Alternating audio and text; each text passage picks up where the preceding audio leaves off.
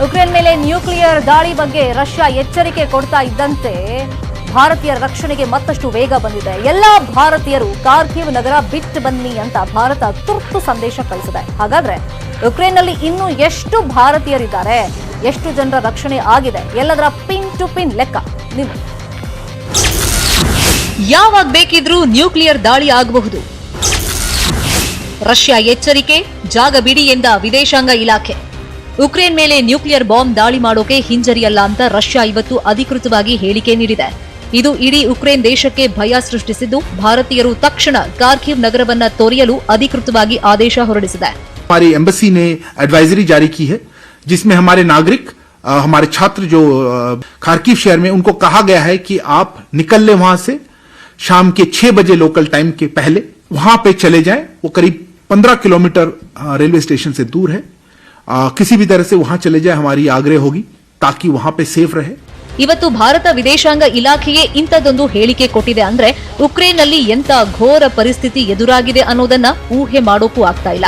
ಯಾಕಂದ್ರೆ ರಷ್ಯಾ ಯಾವಾಗ ಬೇಕಿದ್ರೂ ನ್ಯೂಕ್ಲಿಯರ್ ಬಾಂಬ್ ಹಾಕಬಹುದು. ಹೀಗಾಗೇನೆ ಭಾರತೀಯರೆಲ್ಲ ಆದಷ್ಟು ಬೇಗ ಗಡಿ ಭಾಗಕ್ಕೆ ಬನ್ನಿ ಅಂತ ಕೇಂದ್ರ ಸರ್ಕಾರ ಸೂಚಿಸಿದೆ. ಆಪರೇಷನ್ ಗಂಗಾ 7 ವಿಮಾನಗಳಲ್ಲಿ ಏರ್ಲಿಫ್ಟ್. ಯುಕ್ರೇನ್ನಲ್ಲಿರುವ ಭಾರತೀಯರನ್ನ ಆಪರೇಷನ್ ಗಂಗಾ ಹೆಸರಲ್ಲಿ ರಕ್ಷಣೆ ಮಾಡಲಾಗ್ತಾ ಇದೆ. ಇದುವರೆಗೂ ಭಾರತಕ್ಕೆ 3500ಕ್ಕೂ ಹೆಚ್ಚು ವಿದ್ಯಾರ್ಥಿಗಳು ವಾಪಸ್ ಆಗಿದ್ದಾರೆ. ಇವತ್ತು ಒಂದೇ ದಿನ 1500ಕ್ಕೂ ಹೆಚ್ಚು ವಿದ್ಯಾರ್ಥಿಗಳನ್ನ ಒಳಗೊಂಡ 7 ವಿಮಾನಗಳು ಭಾರತಕ್ಕೆ ಪ್ರಯಾಣ ಬೆಳೆಸಿದ್ದು, ಈಗಾಗಲೇ 4 ವಿಮಾನಗಳಲ್ಲಿ 3 ವಿಮಾನಗಳು ಮಧ್ಯರಾತ್ರಿ ಭಾರತ ತಲುಪಲಿವೆ. ತ್ರಿವರ್ಣ ಧ್ವಜ ಹಿಡಿದು ಗಡಿ ಬಿಡ್ತಾ ಇರೋ ಸ್ಟೂಡೆಂಟ್ಸ್. ಯುಕ್ರೇನ್ ಗಡಿಯಲ್ಲಿ ಭಾರತೀಯರಿಗೆ ಸಿಬ್ಬಂದಿ ಕಾಟ. ರಷ್ಯಾ ಯುದ್ಧ ನಿಲ್ಲಿಸ್ತಾ ಇಲ್ಲ. ಯುಕ್ರೇನ್ಗೆ ಭಾರತ ಅಧಿಕೃತವಾಗಿ ಬೆಂಬಲ ಘೋಷಿಸಿಲ್ಲ ಅಂತ ಯುಕ್ರೇನ್ ಗಡಿ ಭದ್ರತಾ ಸಿಬ್ಬಂದಿ ಭಾರತೀಯರಿಗೆ ಕಾಟ ಕೊಡ್ತಾ ಇದ್ದಾರಂತೆ. ಪ್ರಾಣ ಉಳಿಸ್ಕೊಳ್ಳೋಕೆ ಬಸ್, ಕಾರ್, ಟ್ರೈನ್, ಕಾಲ್ನಡಿಗೆಯಲ್ಲೇ ನಡ್ಕೊಂಡು ಬಂದ್ರು ಗಡಿ ದಾಟುವಾಗ ಭಾರತೀಯ ವಿದ್ಯಾರ್ಥಿಗಳಿಗೆ ಹಿಂಸೆ ನೀಡುತ್ತಿದ್ದಾರೆ ಅನ್ನೋ ಆರೋಪ ಕೇಳಿಬಂದಿದೆ. ಬಸ್ ಹತ್ತಿದ್ರು, ರೈಲಿನಲ್ಲಿದ್ರು ಕೆಳಗಿಳಿಸೋ ಕೆಲಸ ಆಗ್ತಿದೆಯಂತೆ. ಭಾರತೀಯರ ರಕ್ಷಣೆಗೆ ಸಣ್ಣ ಅವಕಾಶವನ್ನು ಬಿಡಲ್ಲ. ಆಪರೇಷನ್ ಗಂಗಾ ಬಗ್ಗೆ ಪ್ರಧಾನಿ ಮೋದಿ ಮಾತು. ऑपरेशन गंगा के तहत कई हजार नागरिकों को वहां से देश वापस लाया जा चुका है. वायुसेना को भी लगा दिया गया है. मैं आज देश के लोगों को भी ये विश्वास दिलाता हूं कि भारत सरकार अपने नागरिकों की सुरक्षित वापसी के लिए कोई कोर कसर बाकी नहीं छोड़ेगी. ಪೋಷಕರ ಆತಂಕ, ಪ್ರತಿಪಕ್ಷಗಳ ರಾಜಕೀಯ. Air India, Spice jet, IndiGo ವಿಮಾನಗಳ ಜೊತೆ ಭಾರತೀಯ ಸೇನಾ ವಿಮಾನಗಳು ಭಾರತೀಯರ ರಕ್ಷಣೆಗೆ ಯುಕ್ರೇನ್ಗೆ ತೆರಳಿವೆ. ಆದರೂ ಪೋಷಕರಲ್ಲಿ ಆತಂಕ ಕಮ್ಮಿಯಾಗಿಲ್ಲ. ಅಲ್ಲಿ ರೈಲ್ವೆ ಸ್ಟೇಷನ್ ಅಲ್ಲಿ ಸಿಕ್ಕಾಪಟ್ಟೆ ಜನ ಇದೆ. ಅಲ್ಲಿನ ಪೊಲೀಸ್ನವರು ಫಸ್ಟ್ ಅಲ್ಲಿನ ಕಾರ್ಕಿವ್ ಜನಕ್ಕೆ ಫಸ್ಟ್ ಅವಕಾಶ ಕೊಡ್ತಾ ಇದ್ದಾರೆ. ನಮ್ಮ ವಿದ್ಯಾರ್ಥಿಗಳಿಗೆ ಹಂಗೆ ತಳ್ತಾ ಇದ್ದಾರಂತೆ. ಅದೊಂದು ನಮಗೆ ಭಾರಿ ಆತಂಕ ಆಗಿದೆ. ಆದ್ರೆ ನಿನ್ನೆ ಕಾರ್ಕಿವ್ದಾಗ ಸೈನ್ಯ ಎಂಟ್ರಿ ಆದ್ಮೇಲೆ ಅಲ್ಲಿ ಒಂದು ವಾತಾವರಣ ನೋಡಿ ನಮಗೆ ಭಾಳ ಭಯ ಆಗಿತ್ತು. ಇವತ್ತಂತ ನವೀನ್ ಸತ್ತಾಗಿಂದ ನಾವು ಯಾವಾಗ ಬರ್ತಾನೋ ಏನೋ ನಾವು ಒಂಥರ ಭಾಳ ಮಾನಸಿಕ ಆಗ್ಬಿಟ್ಟೇವಿ. ಯುಕ್ರೇನ್ನಲ್ಲಿ ಕ್ಷಣ ಕ್ಷಣಕ್ಕೂ ಆತಂಕ ಹೆಚ್ಚಾಗ್ತಾ ಇದೆ. ಯಾವಾಗ ನ್ಯೂಕ್ಲಿಯರ್ ಬಾಂಬ್ ಹಾಕ್ತಾರೋ ಅನ್ನೋ ಭಯ ಇದೆ. ಆದರೂ ಪೋಷಕರಿಗೆ ಧೈರ್ಯ ತುಂಬುವ ಕೆಲಸ ಮಾಡದ ಪ್ರತಿಪಕ್ಷಗಳು ಕೇಂದ್ರ ಸರ್ಕಾರದ ಬಗ್ಗೆ ರಾಜಕೀಯ ಹೇಳಿಕೆಗಳನ್ನ ಕೊಡ್ತಾ ಕಾಲಹರಣ ಮಾಡ್ತಾ ಇದೆ. ಸೊ ಅದಕ್ಕೆ ಮಕ್ಕಳನ್ನ ಪಕೋಡ ಮಾಡಿಸ್ಬೇಕು ಅಂತೇಳಿ ಪ್ರಯತ್ನ ಮಾಡ್ತಾ ಇದ್ದಾರೆ. 1 ವರ್ಷಕ್ಕೆ 2 ವರ್ಷಕ್ಕೆ ಸರ್ಟಿಫಿಕೇಟ್ ಸಾಕು ಅಂತೇಳಿ. ಬಿಡಿ, ನಮ್ಮ ಸರ್ಕಾರ, ನಿಮ್ಮೆಲ್ಲರ ಆಶೀರ್ವಾದದಿಂದ ನಮ್ಮ ಸರ್ಕಾರ ಬರ್ತದೆ. ಆ ನಾಗ್ಪುರ್ ಎಜುಕೇಶನ್ ಪಾಲಿಸಿ ಇಲ್ಲಿಗೆ ಬಂದ್ ಮಾಡಿಸ್ತೀವಿ. ನಾನು ಹೇಳ್ತಾ ಇದ್ದೀನಿ, this is A commitment on this day. ನಿರ್ಲಕ್ಷ್ಯ ಧೋರಣೆ ಎಲ್ಲ ಗೊತ್ತಿದೆ ಅವರಿಗೆ. ನಿರ್ಲಕ್ಷ್ಯ ಧೋರಣೆಯಿಂದ ಇವತ್ತು ಆ ಹುಡುಗ ಸತ್ತ. ಇನ್ನು ಅನೇಕರು ಪಾಪ ಕಾಯಿಲೆಗಳಂತೆ ಎಲ್ಲ ಬಂಕರ್ಗಳಲ್ಲಿದ್ದಾರೆ. ನವೀನ್ ಅಟ್ಯಾಕ್ ಅಲ್ಲಿ ಮರಣ ಹೊಂದಿದ್ದಾರೆ. ಇದಕ್ಕೆ ನೇರ ಹೊಣೆ ನಾವು ಹೇಳ್ಬೇಕಂತ ಹೇಳಿದ್ರೆ ನಮ್ಮ ಸರ್ಕಾರದ ಧೋರಣೆ. ಅವರು ಸೀರಿಯಸ್ ಆಗಿ ತಗೊಳ್ಳಿಲ್ಲ. ವಿದ್ಯಾರ್ಥಿಗಳ ಬೇಗ ಎವಾಕ್ಯುಯೇಟ್ ಮಾಡಿದ ಕೆಲಸ ಸರ್ಕಾರ ಮಾಡಲಿಲ್ಲ. ಕೇಂದ್ರ ಸರ್ಕಾರದ ನಿರ್ಲಕ್ಷ್ಯ ಮತ್ತು ವೈಫಲ್ಯವೇ ಇದಕ್ಕೆ ಪ್ರಮುಖ ಕಾರಣ ಅಂತ ಹೇಳಲಿಕ್ಕೆ ನಾನು ಇವತ್ತು ಬಯಸುವಂತದ್ದು. ಇನ್ನೂ ಕೂಡ ಜನ ವಿದ್ಯಾರ್ಥಿಯ ಹೆತ್ತವರು ಈ ಊರೆಲ್ಲರೂ ಕೂಡ ಆತಂಕದಲ್ಲಿದ್ದಾರೆ. ಏನು ಪರಿಸ್ಥಿತಿ ಇವರಿಗೆ ಸ್ಪಷ್ಟತೆ ಇವತ್ತು ಇಲ್ಲದಂತ ವಿಚಾರ ಇವತ್ತು ಆಗಿದೆ. ಸೊ ಕೇಂದ್ರದ ಬಿಜೆಪಿ ಸರ್ಕಾರ ಇವತ್ತು ಬರೇ ಪ್ರಚಾರದಲ್ಲಿ ಸರ್ಕಾರ ಹೊರತು ಆಚಾರ ಮತ್ತು ಕೆಲಸ ಮಾಡುವಂತ ಸರ್ಕಾರ ಅಲ್ಲ ಅಂತ ಹೇಳಿ ಬಹಳ ಸ್ಪಷ್ಟವಾಗಿದೆ, ಜನತೆಗೆ ಇವತ್ತು ಗೊತ್ತಾಗಿದೆ. ಈವರೆಗೆ ಎಷ್ಟು ವಿದ್ಯಾರ್ಥಿಗಳನ್ನ ಸ್ಥಳಾಂತರಿಸಲಾಗಿದೆ, ಇನ್ನೆಷ್ಟು ಜನ ಇದ್ದಾರೆ, ಪೋಷಕರಿಗೆ ಮಾಹಿತಿ ಯಾಕೆ ಕೊಟ್ಟಿಲ್ಲ ಅಂತ ರಾಹುಲ್ ಗಾಂಧಿ ಪ್ರಶ್ನೆ ಮಾಡ್ತಿದ್ದಾರೆ ಹೊರತು ಕೇಂದ್ರಕ್ಕೆ ಸೂಕ್ತ ಸಲಹೆ ಜೊತೆ ಬೆಂಬಲ ನೀಡ್ತಾ ಇಲ್ಲ.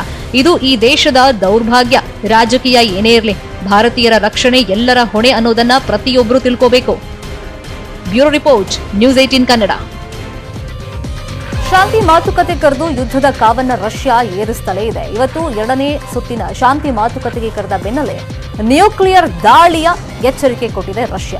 ಬರೀ ಉಕ್ರೇನ್ಗಷ್ಟೇ ಅಲ್ಲ, ಉಕ್ರೇನ್ಗೆ ಬೆಂಬಲಿಸುವ ರಾಷ್ಟ್ರಗಳಿಗೂ ರಷ್ಯಾ ವಾರ್ನಿಂಗ್ ಕೊಟ್ಟಿದೆ. ನ್ಯೂಕ್ಲಿಯರ್ ದಾಳಿ ಬಗ್ಗೆ ಫಸ್ಟ್ ಟೈಮ್ ಬಹಿರಂಗ ಹೇಳಿಕೆ. ಉಕ್ರೇನ್ ಮೇಲೆ ರಷ್ಯಾ ನ್ಯೂಕ್ಲಿಯರ್ ದಾಳಿಯಾಗುತ್ತಾ? ರಷ್ಯಾ ಸರ್ಕಾರ ಅಧಿಕೃತವಾಗಿ ನ್ಯೂಕ್ಲಿಯರ್ ಬಾಂಬ್ ದಾಳಿ ನಡೆಸುವ ಎಚ್ಚರಿಕೆ ನೀಡಿದೆ. ಮೊನ್ನೆ ಶಾಂತಿ ಮಾತುಕತೆ ನಡೆಸಿದಾಗ ವಿಫಲ ಆಯಿತು. ಆಗ ಕಾರ್ಕಿವ್ ನಗರದಲ್ಲಿ ಜನರನ್ನೇ ಕೊಂದು ಹಾಕಿದ್ರು. ಇವತ್ತು ಮತ್ತೆ ಶಾಂತಿ ಮಾತುಕತೆ ನಡೆಸ್ತಾ ಇದೆ. ಮಾತುಕತೆಗೂ ಮುನ್ನ ರಷ್ಯಾ ರಕ್ಷಣಾ ಇಲಾಖೆ ಅಧಿಕಾರಿಗಳು ನಾವು ನ್ಯೂಕ್ಲಿಯರ್ ಹಾಕೋದಕ್ಕೂ ಹಿಂದೆ ಸರಿಯಲ್ಲ ಅಂತ ಎಚ್ಚರಿಕೆ ನೀಡಿದ್ರು. ನಾವು ನ್ಯೂಕ್ಲಿಯರ್ ದಾಳಿ ಹಿಂದೆ ಮುಂದೆ ಯೋಚಿಸಲ್ಲ. 3ನೇ ಮಹಾಯುದ್ಧ ಅಂದ್ರೆ ಅದು ನ್ಯೂಕ್ಲಿಯರ್ ದಾಳಿನೇ. ಶತ್ರು ರಾಷ್ಟ್ರಕ್ಕೆ ಶಸ್ತ್ರಾಸ್ತ್ರ ಪೂರೈಸುವವರ ಪಟ್ಟಿ ಆಗ್ತಾ ಇದೆ. ಉಕ್ರೇನ್ಗೆ ಶಸ್ತ್ರಾಸ್ತ್ರ ಪೂರೈಸಿದವರು ಬೆಲೆ ತೆರಬೇಕಾಗುತ್ತೆ. ನ್ಯಾಟೋ ರಾಷ್ಟ್ರಗಳು ಶಕ್ತಿ ಇದ್ರೆ ನಮ್ಮ ದಾಳಿ ತಡೆಯಿರಿ. ನ್ಯಾಟೋ ಒಕ್ಕೂಟದ 30 ದೇಶಗಳಿಗೆ ರಷ್ಯಾ ಬೆದರಿಕೆ. ರಷ್ಯಾದಿಂದ ನ್ಯೂಕ್ಲಿಯರ್ ಎಚ್ಚರಿಕೆ ಬೆನ್ನಲ್ಲೇ ಆತಂಕ. ಕೀವ್ನಿಂದ ಲೀವ್ಗೆ ಭಾರತೀಯ ರಾಯಭಾರ ಕಚೇರಿ ಶಿಫ್ಟ್. ರಷ್ಯಾ ನ್ಯೂಕ್ಲಿಯರ್ ಎಚ್ಚರಿಕೆ ಕೊಡ್ತಿದ್ದಂತೆ ಉಕ್ರೇನ್ನಲ್ಲಿ ಭಾರತೀಯ ರಾಯಭಾರಿ ಕಚೇರಿಯನ್ನ ಕೀವ್ನಿಂದ ಲೀವ್ಗೆ ಶಿಫ್ಟ್ ಮಾಡಲಾಗಿದೆ. ಕಾರ್ಕಿವ್ ನಗರ ಅಕ್ಷರಶಃ ರಣಾಂಗಣವಾಗಿದ್ದು ರಷ್ಯಾ ಸಿಕ್ಕ ಕಟ್ಟಡಗಳನ್ನೆಲ್ಲ ಧ್ವಂಸ ಮಾಡ್ತಾ ಇದೆ. ಇದಕ್ಕೆ ಸಾಕ್ಷಿ ಈ ದೃಶ್ಯಗಳು. ಬಾಂಬ್ ದಾಳಿಗೆ ಪೊಲೀಸ್ ಕಚೇರಿ ಒಡಿಸ್.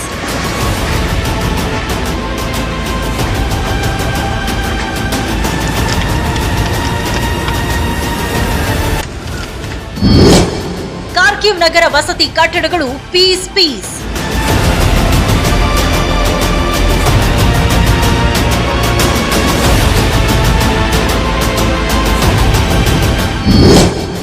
ಕೆರ್ಸಾನ್ ಶಾಲೆಗಳ ಮೇಲೆ ಬಾಂಬ್ ದಾಳಿ.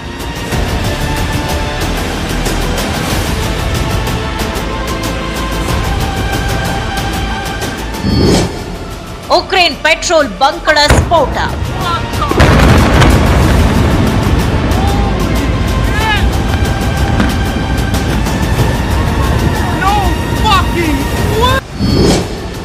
ಉಕ್ರೇನ್ ಟ್ಯಾಂಕರ್ಗಳು ಸುಟ್ಟು ಭಸ್ಮ.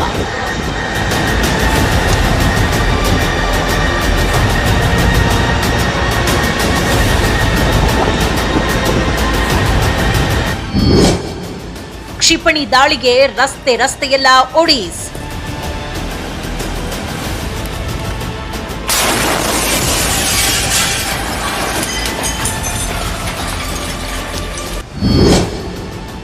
ರಸ್ತೆಯಲ್ಲಿ ಹೋಗ್ತಾ ಇರುವ ಕಾರ್ಗಳ ಮೇಲೂ ಬಾಂಬ್.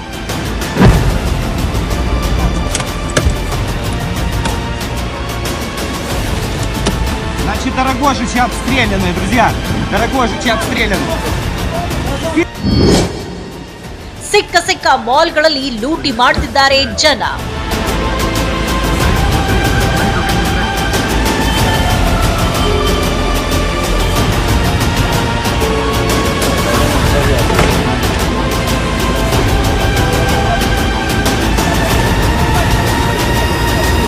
ಇದು ರಷ್ಯಾ ಸೇನೆ ಆಕ್ರಮಣ ಮಾಡಿರುವ ಉಕ್ರೇನ್ ದೇಶದ ಕೀವ್, ಕಾರ್ಕಿವ್, ಕೆರ್ಸಾನ್, ಚೆರ್ನಿಹಿವ್, ಒಬ್ಲಾಸ್ಟ್, ಪೈರ್ಯಾಟಿನ್ ಮತ್ತು ಮೈರೋ ರೋಡ್ ನಗರಗಳ ಭೀಕರ ದೃಶ್ಯಗಳು. ಕಣ್ಣಿಗೆ ಕಂಡಿದ್ದಿಷ್ಟೇ, ಆದ್ರೆ ಇದಕ್ಕಿಂತ 10 ಪಟ್ಟು 100 ಪಟ್ಟು ಹೆಚ್ಚು ದಾಳಿಯಾಗ್ತಾ ಇದೆ.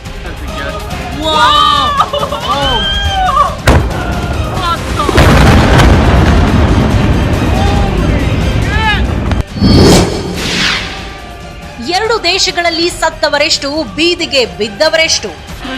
7ನೇ ದಿನದಿಂದ ನಿರಂತರವಾಗಿ ಯುದ್ಧ ನಡೀತಾ ಇದ್ದು ಉಕ್ರೇನ್ ಜನ ಬೀದಿ ಪಾಲಾಗ್ತಿದ್ದಾರೆ. ರಷ್ಯಾ ಸೈನಿಕರ ಮಾರಣ ಹೋಮ ನಡೀತಾ ಇದೆ. ರಷ್ಯಾ ಸೈನಿಕರ ಸಾವು 6,000ಕ್ಕೂ ಹೆಚ್ಚು ಅಂತ ಉಕ್ರೇನ್ ಹೇಳಿದೆ. ಬೀದಿಗೆ ಬಿದ್ದ ಉಕ್ರೇನ್ ಜನ 8,36,000ಕ್ಕೂ ಹೆಚ್ಚು. ಉಕ್ರೇನ್ ದೇಶ ತೊರೆದವರು 6,77,000ಕ್ಕೂ ಹೆಚ್ಚು ಅಂತ ವಿಶ್ವಸಂಸ್ಥೆಯೇ ವರದಿ ನೀಡಿದೆ. ರಷ್ಯಾ ಸೈನಿಕರ ಸಾವು 6,000ಕ್ಕೂ ಹೆಚ್ಚು. ಬೀದಿಗೆ ಬಿದ್ದ ಉಕ್ರೇನ್ ಜನ 8,36,000ಕ್ಕೂ ಹೆಚ್ಚು. ಉಕ್ರೇನ್ ದೇಶ ತೊರೆದವರು 6,77,000ಕ್ಕೂ ಹೆಚ್ಚು. ಉಕ್ರೇನ್ನಲ್ಲಾಗ್ತಾ ಇರೋ ಬೆಳವಣಿಗೆಗಳನ್ನ ನೋಡಿದ್ರೆ ಯಾವಾಗ ಬೇಕಿದ್ರೂ ಉಕ್ರೇನ್ನ ಕಾರ್ಕಿವ್, ಕೀವ್ ನಗರಗಳ ಮೇಲೆ ನ್ಯೂಕ್ಲಿಯರ್ ಬಾಂಬ್ ಬೀಳಬಹುದು. ಮತ್ತೊಂದು ಹಿರೋಶಿಮಾ, ನಾಗಸಾಕಿಯಂತೆ 2 ನಗರಗಳೇ ಸಂಪೂರ್ಣ ಧ್ವಂಸ ಆಗುವ ಆತಂಕ ಇದೆ. ಶಾಂತಿ ಮಾತುಕತೆ ನಡೆಸ್ತಾನೆ ಮಹಾಯುದ್ಧ ಕಾವೇರಿಸ್ತಾ ಇದೆ Russia. Bureau report, news 18 Kannada. ಇನ್ನು ಉಕ್ರೇನ್ ರಷ್ಯಾ ರಕ್ತದಾಹಕ್ಕೆ ಕರುನಾಡ ಕುವರ ನವೀನ್ ನೆನೆ ಸಾವನ್ನಪ್ಪಿದ್ರು. ಇವತ್ತು ಮಗನ ಮೃತದೇಹಕ್ಕಾಗಿ ಹೆತ್ತವರು ಕಣ್ಣೀರನ್ನ ಹಾಕ್ತಾ ಇದ್ದಾರೆ. ಕೇಂದ್ರ ಸಚಿವರ ಮುಂದೆನೆ ಸರ್ಕಾರದ ವಿರುದ್ಧ, ಜಾತಿ ಮೀಸಲಾತಿ ವಿರುದ್ಧ ಸಿಟ್ಟನ್ನ ಹೊರಹಾಕಿತು.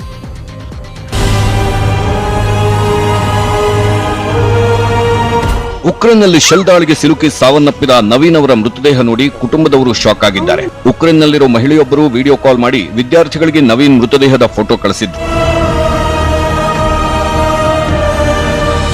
ಮಗನ ಮೃತದೇಹದ ಫೋಟೋ ನೋಡಿ ತಾಯಿ, ತಂದೆ ಬಿಕ್ಕಿ ಬಿಕ್ಕಿ ಕಣ್ಣೀರಿಟ್ರು. ಮಗನ ಮೃತದೇಹವನ್ನ ಹೇಗಾದ್ರೂ ಮಾಡಿ ಅಲ್ಲಿಂದ ತರಿಸ್ಕೊಡಿ, ಅಂತ್ಯಕ್ರಿಯೆ ಮಾಡಬೇಕು, ಅಂತಿಮ ದರ್ಶನ ಪಡಿಬೇಕು ಅಂತ ಗೋಳಾಡಿದ್ರು.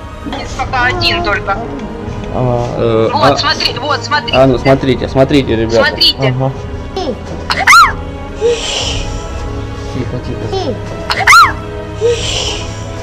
Тихо, Саша, отойди. ನವೀನ್ ಹುಟ್ಟೂರು ಚೆಳ್ಳಗೇರಿಗೆ ಇವತ್ತು ಕೇಂದ್ರ ಸಚಿವ ಪ್ರಹ್ಲಾದ್ ಜೋಶಿ ಭೇಟಿ ನೀಡಿ ಹೆತ್ತವರಿಗೆ ಸಾಂತ್ವನ ಹೇಳಿದ್ರು. ಆಗಲೂ ಪೋಷಕರು ಕೇಳಿದ್ದು ನಮ್ಮ ಮಗನ ಮುಖ ನೋಡಬೇಕು, ಅವನ ಶವ ತರಿಸ್ಕೊಡಿ ಅಂತ ಗೋಗರ್ದ್ರು. ಜೊತೆಗೆ ನಮ್ಮ ದೇಶದಲ್ಲಿರೋ ಜಾತಿ ವ್ಯವಸ್ಥೆ, ಡೊನೇಷನ್ ಭೂತಕ್ಕೆ ನನ್ನ ಮಗ ಬಲಿಯಾದ ಅಂತ ಗೋಳಾಡಿದ್ರು. ಈ ದೇಶದ ಜಾತಿ ವ್ಯವಸ್ಥೆ ನನ್ನ ಮಗನನ್ನ ಬಲಿ ಪಡೆಯಿತು. ಪ್ರತಿಭೆ ಇಂಥ ಬಡವ ಮನೆ ಹುಟ್ಟಬಾರ್ದು. ಭಾರತ ಮಾತೆಯಲ್ಲಿ ಅಂತ ಪ್ರತಿಭೆಗಳು ಉದಾಹರಣವಿಲ್ಲ ಸರ್. ಅಂತ ಪ್ರತಿಭೆಗೆ ಇಲ್ಲೇ ಅವಕಾಶ ಸಿಕ್ಕಿದ್ರೆ ನಾವ್ಯಾಕೆ ಹೊರಗೆ ಕಳಿಸ್ತಿದ್ದೀವಿ ಸರ್. ಕೋಟಿ ಕೂಡ ಶಕ್ತಿ ನಮಗೆಲ್ಲ ನಾವು ಬಡವರು. ನಮ್ಮೆಲ್ಲ ಆಸೆ ತ್ಯಾಗ ಮಾಡಿ ಹಂಗಾಗಿ ಕಳಿಸಿದ್ವಿ. ಬಡತನ ತಗೊಳ್ರಿ, ನಮ್ಮ ದೇಶದ ಪರಿಸ್ಥಿತಿ ನನ್ನ ಮಗನ ಬಲಿ ತಗೊಂಡತ್ರಿ. ನಮ್ಮ ಬಡತನ ಅಲ್ಲ, ನಮ್ಮ ದೇಶದ ಪರಿಸ್ಥಿತಿ. ರಾಜಕೀಯ, ಮೀಸಲಾತಿ ಶಿಕ್ಷಣ ಪದ್ಧತಿ ಬದಲಾಯಿಸಿ, ಇದರಿಂದಾನೇ ನನ್ನ ಮಗ ಇಲ್ಲಿ ಓದೋಕೆ ಆಗಲಿಲ್ಲ. ಸರ್ಕಾರನೋ ಅಥವಾ ನಮ್ಮ ದೇಶದ ವ್ಯವಸ್ಥೆನೋ ಸರ್ ಬೇಜಾರಂತೂ ಆಗಿದೆ. ನಾನು ಯಾರು ಒಬ್ಬರನ್ನ ದೋಷಿ ಅಂತ ಹೇಳೋಕ್ಕಾಗಲ್ಲ ಅದರಲ್ಲಿ. ಬಟ್ ಮಗನ್ನ ಜೀವಂತ ಕರ್ಸೋಕ್ಕಾಗಲಿಲ್ಲ. ಅದು ಯಾರಿಂದ ತಪ್ಪು, ಯಾರಿಂದ ಆಗಲಿಲ್ಲ ಅನ್ನೋದು ನನಗೆ ಅರ್ಥ ಆಗಲಿಲ್ಲ ಸರ್. ಅದು ಎಲ್ಲರೂ ಬಂದು ಹೋಗ್ತಿದ್ದಾರಷ್ಟೇ, ನನ್ನ ತಮ್ಮನ ಶವ ತರಿಸ್ತೀವಿ ಅಂತ ಯಾರೂ ಹೇಳ್ತಿಲ್ಲ. ನಮಗೆ ಅಟ್ಲೀಸ್ಟ್ ಒಂದು ಕೊನೆ ಬಾರಿ ಅವನ್ನ ಮುಖ ನೋಡ್ಬೇಕು. ಯಾಕಂದರೆ ಅಪ್ಪ ಅಮ್ಮ ಅವರೆಲ್ಲ ಅವ್ನು ಇಲ್ಲಿದ್ದ ಹೋಗಿ 5-6 ತಿಂಗಳಾಯಿತು. ಇರೋವಂಥವ್ರನ್ನ ತರಲಿಕ್ಕೆ ಅಷ್ಟೊಂದು ಪ್ರಯತ್ನ ಪಡ್ತಿದ್ದೀರಾ, ಅಷ್ಟೊಂದು ಎಫರ್ಟ್ ಆಗ್ತಿದ್ದೀರಾ. ಜೊತೆಗೆ ಒಂದು ಮೃತದೇಹವನ್ನು ನಿಮ್ಮ ಮನೆಗೆ ಕರ್ತರಬೇಕಂತ ಎಲ್ಲ ಹತ್ರನೂ ವಿನಂತಿ ಮಾಡ್ಕೋತೀನಿ. ಇದು ನವೀನ್ ಅವರ ಕುಟುಂಬದ ಕಣ್ಣೀರ ಕಥೆ. ಆದ್ರೆ ನವೀನ್ ಜೊತೆ ಉಕ್ರೇನ್ನಲ್ಲಿದ್ದ ರಾಜ್ಯದ ಬೇರೆ ಬೇರೆ ಜಿಲ್ಲೆಯ ಪೋಷಕರು ಇವತ್ತು ನವೀನ್ ಕುಟುಂಬಕ್ಕೆ ಸಾಂತ್ವನದ ಮಾತಾಡಿದ್ರು. ವಿಜಯಪುರದಿಂದ ಬಂದಿದ್ದ ವಿದ್ಯಾರ್ಥಿ ಅಮಿತ್ ತಂದೆ ಜೋಶಿ ಅವರನ್ನ ಮಗನನ್ನ ಕರೆಸ್ಕೊಡಿ ಅಂತ ಕಣ್ಣೀರಿಟ್ರು. ಶಾಸಕರಿಗೂ ಚೀಮಾರಿ ಹಾಕಿದ್ರು.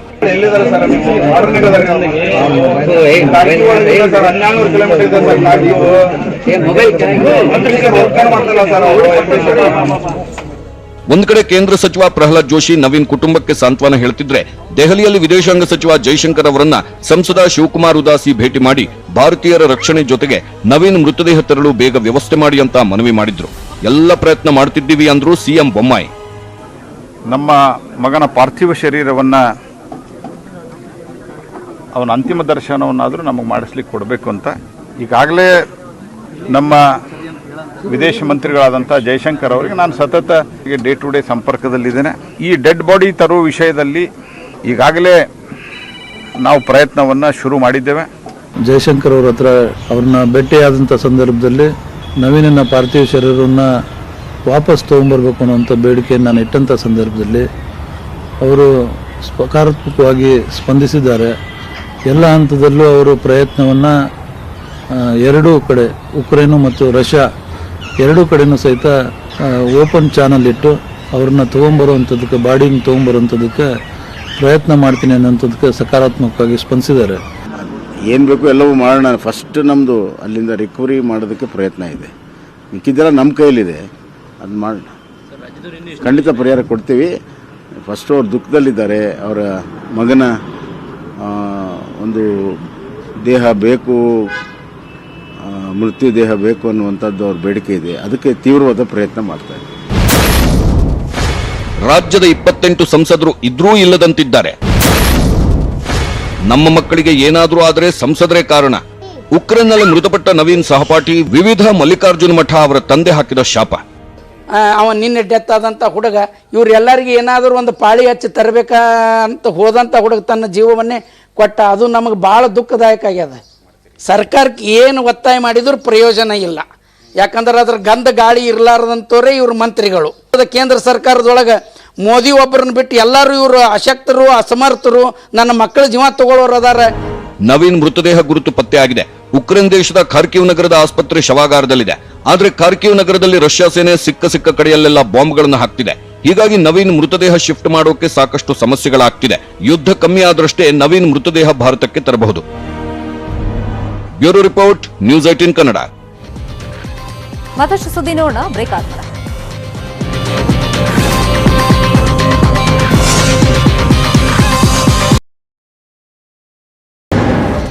Welcome back. ಮೇಕೆದಾಟು ಯೋಜನೆಗೆ ಆಗ್ರಹಿಸಿ ಕಾಂಗ್ರೆಸ್ ನಾಯಕರು ನಡೆಸುತ್ತಿರುವಂತಹ ಪಾದಯಾತ್ರೆ ಅಂತಿಮ ಹಂತಕ್ಕೆ ಬಂದಿದೆ. ಇವತ್ತು ಬಿಟಿಎಂ ಲೇಔಟ್ನಿಂದ ಆರಂಭವಾದ ಪಾದಯಾತ್ರೆ ಅರಮನೆ ಮೈದಾನಕ್ಕೆ ಪ್ರವೇಶ ಮಾಡ್ತಾ ಇದೆ. ನಾಳೆ ನ್ಯಾಷನಲ್ ಕಾಲೇಜ್ ಮೈದಾನದಲ್ಲಿ ಪಾದಯಾತ್ರೆ ಅಂತ್ಯವಾಗಲಿದ್ದು, ನಾಳೆ ಮಧ್ಯಾಹ್ನ 3 ಗಂಟೆಗೆ ಕಾಂಗ್ರೆಸ್ ಬೃಹತ್ ಸಮಾವೇಶ ಹಮ್ಮಿಕೊಂಡಿದೆ. ಸಮಾವೇಶದಲ್ಲಿ ಕೆಪಿಸಿಸಿ ಅಧ್ಯಕ್ಷ ಡಿಕೆ ಶಿವಕುಮಾರ್, ವಿರೋಧ ಪಕ್ಷದ ನಾಯಕ ಸಿದ್ದರಾಮಯ್ಯ ಸೇರಿದಂತೆ ಕಾಂಗ್ರೆಸ್ನ ಪ್ರಮುಖ ನಾಯಕರು ಪಾಲ್ಗೊಳ್ಳುತ್ತಾರೆ. ಯಾದಗಿರಿಯ ದೋರನಹಳ್ಳಿ ಗ್ರಾಮದ ಜನರ ಪಾಲಿಗೆ ಇಂದು ಕರಾಳ ಅಮಾವಾಸ್ಯೆಯಾಗಿದೆ. ಸಿಲಿಂಡರ್ ಬ್ಲಾಸ್ಟ್ ಪ್ರಕರಣದಲ್ಲಿ ಒಟ್ಟು 10 ಮಂದಿ ಮೃತಪಟ್ಟಿದ್ದಾರೆ. ಫೆಬ್ರವರಿ 25ರಂದು ಶಹಾಪುರ ತಾಲೂಕಿನ ದೋರನಹಳ್ಳಿ ಗ್ರಾಮದಲ್ಲಿ ಸೀಮಂತ ಕಾರ್ಯಕ್ರಮದಲ್ಲಿ ಸಿಲಿಂಡರ್ ಬ್ಲಾಸ್ಟ್ ಆಗಿ 24 ಜನರಿಗೆ ಗಾಯ ಆಗಿತ್ತು. ಆಸ್ಪತ್ರೆಯಲ್ಲಿ ಚಿಕಿತ್ಸೆ ಫಲಕಾರಿಯಾಗದೆ ಇಲ್ಲಿವರೆಗೆ 10 ಮಂದಿ ಮೃತಪಟ್ಟಿದ್ದಾರೆ.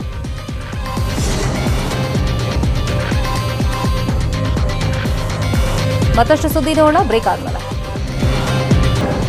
Welcome back. ಇದೀಗ ಇತರೆ ಪ್ರಮುಖ ಸುದ್ದಿ ನೋಡೋಣ ಎಕ್ಸ್ಪ್ರೆಸ್ ಇಂಡಿಯಾದಲ್ಲಿ. ಹಿಂದುಳಿದ ವರ್ಗ, ಮಹಿಳಾ ಮತ್ತು ಮಕ್ಕಳ ಕಲ್ಯಾಣ, ಕೃಷಿ ಮತ್ತು ಪೂರಕ ಇಲಾಖೆಗಳು, ಸಣ್ಣ ಕೈಗಾರಿಕೆಗಳಿಗೆ ನ್ಯಾಯಯುತ ಅನುದಾನ ಕೊಡಿ. 3 ವರ್ಷಗಳಿಂದ ಅನುದಾನ ಕೊಟ್ಟಿಲ್ಲ, ಈ ಸಲ ಕೊಡಿ. ಸಿಎಂ ಬೊಮ್ಮಾಯಿಗೆ ವಿಪಕ್ಷ ನಾಯಕ ಸಿದ್ದರಾಮಯ್ಯ ಪತ್ರ. ಚುನಾವಣೆಯಲ್ಲಿ ನನ್ನನ್ನು ಸೋಲಿಸೋದಕ್ಕೆ ಹಣ ನೀಡಿದ್ರು ಸಚಿವ ಮುರುಗೇಶ್ ನಿರಾಣಿ 2 ಕೋಟಿ ಖರ್ಚು ಮಾಡಿದ್ರು. ವಿಜಯಪುರದಲ್ಲಿ ಶಾಸಕ ಬಸನಗೌಡ ಪಾಟೀಲ್ ಯತ್ನಾಳ್ ಹೊಸ ಬಾಂಬ್. ಕಾಂಗ್ರೆಸ್ ಕುಮ್ಮಕ್ಕಿನಿಂದ ಶಿವಮೊಗ್ಗದಲ್ಲಿ ಹರ್ಷನ ಹತ್ಯೆ. ಹಿಂದೂ ಸಮಾಜದ ರಕ್ಷಣೆಗಾಗಿ ಕೋಟ್ಯಾಂತರ ಹರ್ಷಂದಿರು ಮತ್ತೆ ಹುಟ್ಟಿ ಬರಲಿ. ದಕ್ಷಿಣ ಕನ್ನಡದ ಬೆಳ್ತಂಗಡಿ ಶಾಸಕ ಹರೀಶ್ ಪೂಂಜಾ ವಿವಾದಾತ್ಮಕ ಹೇಳಿಕೆ. ಬಿಬಿಎಂಪಿ ಕೇಂದ್ರ ಕಚೇರಿ ಮೇಲೆ ಮುಂದುವರೆದ ಎಸಿಬಿ ದಾಳಿ. ಯಲಹಂಕ, ಬೊಮ್ಮನಹಳ್ಳಿ, ಮಹದೇವಪುರ ಕಚೇರಿಗಳಲ್ಲೂ ತಲಾಶ್. ಕಂದಾಯ, ಎಂಜಿನಿಯರಿಂಗ್, ಟಿಡಿಆರ್ ಅಕ್ರಮಗಳ ಕಡತಗಳ ಹುಡುಕಾಟ. ಇದು ಇವತ್ತಿನ ಅಗ್ರ ರಾಷ್ಟ್ರೀಯ ವಾರ್ತೆ. ಇದೀಗ ಬಿಗ್ ಸ್ಟೋರಿ ನೋಡೋ ಟೈಮ್. ನೋಡ್ತಾರಿ ನ್ಯೂಸ್ 18 ಕನ್ನಡ. ಜಾಲ ನಮ್ಮದು.